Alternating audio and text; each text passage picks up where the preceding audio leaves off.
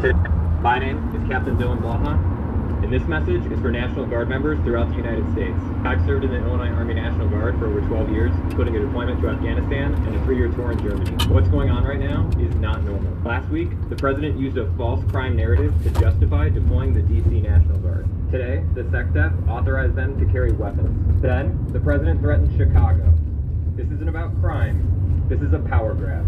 Every military member, enlisted or officer, is legally required to disobey an unlawful order. An unlawful order is a directive that violates the Constitution, a federal law, an international law, or otherwise directs the service member to commit a crime. The Nuremberg trials established the global legal principle that just following orders is not a valid defense for war crimes.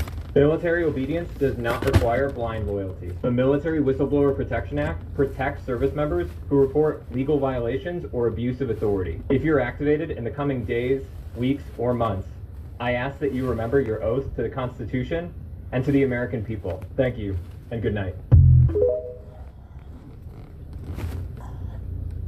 My name is Danny Jackson. My name's Jason Bensley. My name is Andy. My name is Mike Hastings. Hi, my name is Keegan Evans. This is Rusty Hicks. I'm a U.S. Army veteran. As a member of the Army Reserves, I'm a Navy veteran. And I served in the United States Marine Corps. I served in the United States Marine Corps. I'm a proud Navy veteran. To object and protest against the use of military personnel against the citizens of this country. this particular deployment of the Army National Guard to Los Angeles is a terrible mistake, in my opinion. And I'm appalled at the call up of National Guard soldiers and active duty Marines to police American streets. The President's decision to deploy my brothers and sisters against U.S. citizens is a shameful abdication of the President's responsibility as Commander-in-Chief. To watch the military get activated and deployed into American cities over the will of local and state officials is terrifying to me. What we are seeing in Los Angeles is a purposeful provocation of the Trump administration. We don't need another king, another tyrant, another dictator. This particular deployment only serves one person's agenda. It doesn't help any of the people of California.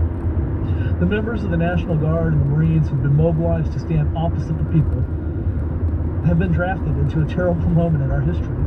So the only explanation is this is a pure political ploy to please the President's supporters at best, or a tyrannical exercise of power to stoke the President's ego at worst. It's a betrayal of our traditions. It's a betrayal of who we are. It's intimidation. It's authoritarianism. And it's a betrayal of our Constitution. But our service was dedicated to our nation, not to a king, a bully, or a dictator. And in this moment, we must make our collective voices heard peacefully, without violence, and together. So speak up, speak out, and stay safe.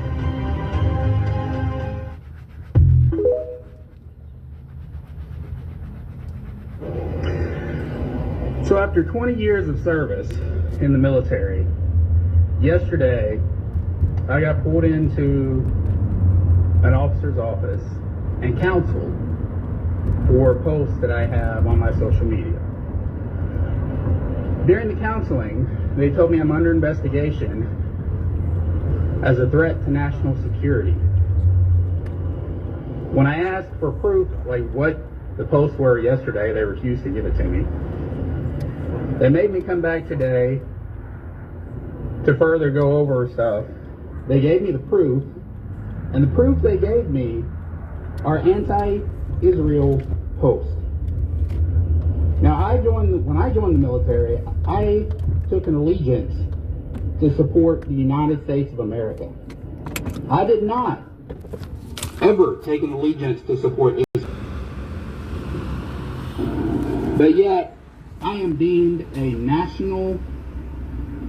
threat to national security because I do not support Israel and their genocide against the Palestinian people.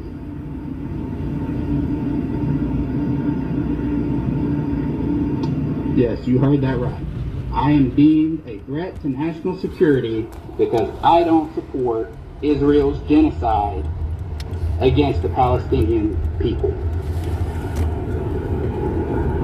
Since when does not supporting a foreign nation get a U.S. soldier investigated for being a threat to national security.